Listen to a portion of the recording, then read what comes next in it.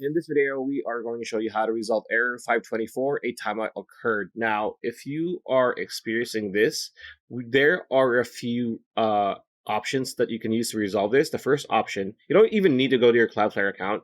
All you need to do is go look at your lower right corner and hover your mouse on your network. So right click on your network, click diagnose network problems. This will appear, a pop-up will appear. There you go. Click on this option to check your network settings. And as you can see, we don't have any issues. It's in Japanese, but we don't have any issues. If there's an issue, you're going to have an option here, a button that you can click and reset your adapter.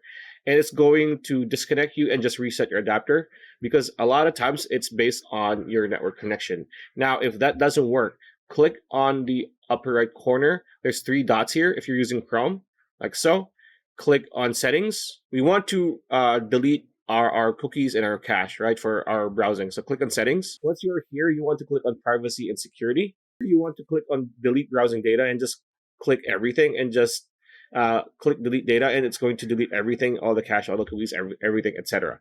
After that, open and close Google Chrome.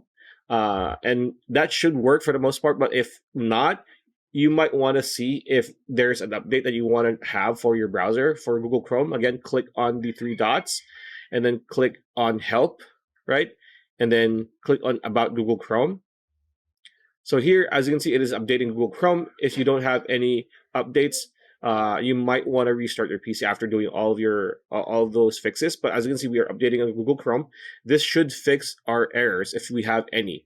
So after that, you'll be good to go. Pretty much it. That's the video. I hope you liked it. Like, comment, share, subscribe, ring that bell icon. We'll see you on the next video.